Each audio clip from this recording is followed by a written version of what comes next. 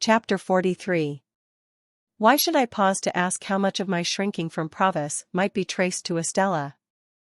Why should I loiter on my road, to compare the state of mind in which I had tried to rid myself of the stain of the prison before meeting her at the coach office, with the state of mind in which I now reflected on the abyss between Estella in her pride and beauty, and the returned transport whom I harbored? The road would be none the smoother for it, the end would be none the better for it, he would not be helped, nor I extenuated. A new fear had been engendered in my mind by his narrative, or rather, his narrative had given form and purpose to the fear that was already there. If Compeyson were alive and should discover his return, I could hardly doubt the consequence. That Compeyson stood in mortal fear of him, neither of the two could know much better than I, and that any such man as that man had been described to be would hesitate to release himself for good from a dreaded enemy by the safe means of becoming an informer was scarcely to be imagined. Never had I breathed, and never would I breathe, or so I resolved, a word of Estella to Provis. But, I said to Herbert that, before I could go abroad, I must see both Estella and Miss Havisham. This was when we were left alone on the night of the day when Provis told us his story. I resolved to go out to Richmond next day, and I went. On my presenting myself at Mrs. Brandley's, Estella's maid was called to tell that Estella had gone into the country. Where? To Satis house, as usual. Not as usual, I said, for she had never yet gone there without me. When was she coming back? There was an air of reservation in the answer which increased my perplexity, and the answer was, that her maid believed she was only coming back at all for a little while. I could make nothing of this, except that it was meant that I should make nothing of it, and I went home again in complete discomfiture.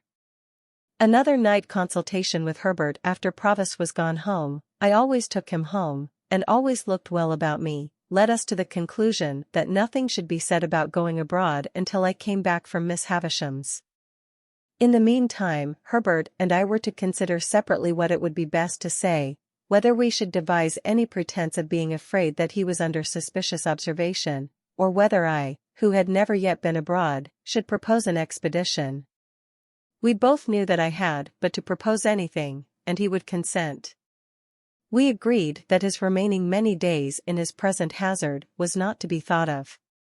Next day I had the meanness to feign that I was under a binding promise to go down to Joe, but I was capable of almost any meanness towards Joe or his name.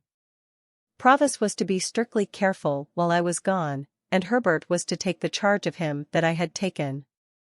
I was to be absent only one night, and, on my return, the gratification of his impatience for my starting as a gentleman on a greater scale was to be begun. It occurred to me then, and as I afterwards found to Herbert also, that he might be best got away across the water, on that pretence, as, to make purchases, or the like. Having thus cleared the way for my expedition to Miss Havisham's, I set off by the early morning coach, before it was yet light, and was out on the open country road when the day came creeping on, halting and whimpering and shivering, and wrapped in patches of cloud and rags of mist, like a beggar. When we drove up to the Blue Boar after a drizzly ride, whom should I see come out under the gateway, toothpick in hand, to look at the coach, but Bentley Drummle. As he pretended not to see me, I pretended not to see him. It was a very lame pretense on both sides, the lamer, because we both went into the coffee-room, where he had just finished his breakfast, and where I ordered mine. It was poisonous to me to see him in the town, for I very well knew why he had come there. Pretending to read a smeary newspaper long out of date, which had nothing half so legible in its local news, as the foreign matter of coffee, pickles, fish sauces, gravy, melted butter, and wine with which it was sprinkled all over, as if it had taken the measles in a highly irregular form, I sat at my table while he stood before the fire. By degrees it became an enormous injury to me that he stood before the fire. And I got up, determined to have my share of it. I had to put my hand behind his legs for the poker when I went up to the fireplace to stir the fire, but still pretended not to know him. "Is this a cut?" said Mr. Drummle. "Oh," said I, poker in hand, "it's you, is it? How do you do?" I was wondering who it was, who kept the fire off. With that, I poked tremendously, and having done so, planted myself side by side with Mr. Drummle, my shoulders squared and my back to the fire. "You have just come down," said Mr. Drummle, edging me a little away with his shoulder. "Yes," said I, edging him a little away with my shoulder. "Beastly place," said Drummle. "You're part of the country, I think?" "Yes," I assented. "I am told it's very like your Shropshire." "Not in the least like it," said Drummle. Here Mr. Drummle looked at his boots and I looked at mine, and then Mr. Drummle looked at my boots, and I looked at his. "Have you been here long?"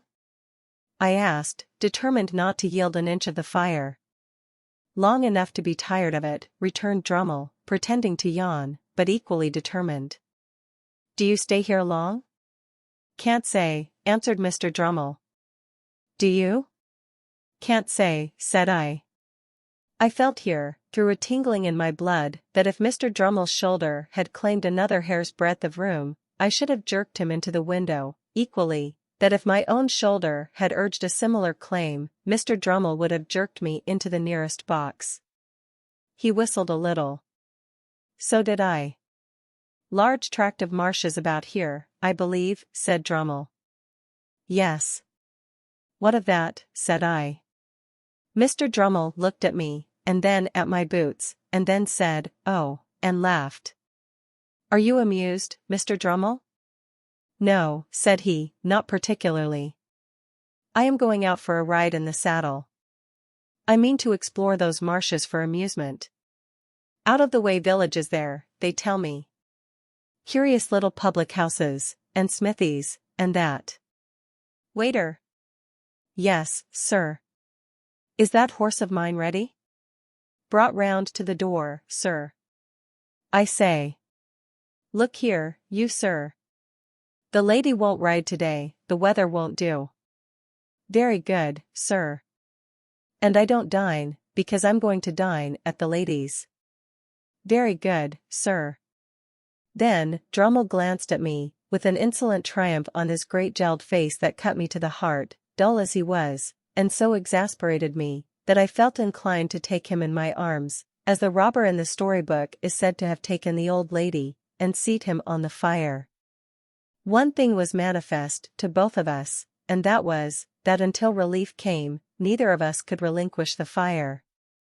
There we stood, well squared up before it, shoulder to shoulder and foot to foot, with our hands behind us, not budging an inch. The horse was visible outside in the drizzle at the door, my breakfast was put on the table, Drummle's was cleared away, the waiter invited me to begin, I nodded, we both stood our ground. "Have you been to the Grove since?" said Drummle. "No," said I had quite enough of the Finches the last time I was there. "Was that when we had a difference of opinion?" "Yes," I replied, very shortly. Come. They let you off easily enough," sneered Drummle. "You shouldn't have lost your temper." "Mr. Drummle," said I, "you are not competent to give advice on that subject. When I lose my temper, not that I admit having done so on that occasion, I don't throw glasses." "I do," said Drummle. After glancing at him once or twice, in an increased state of smoldering ferocity, I said, "Mr. Drummle, I did not seek this conversation, and I don't think it an agreeable one." "I am sure it's not," said he, superciliously over his shoulder, "I don't think anything about it.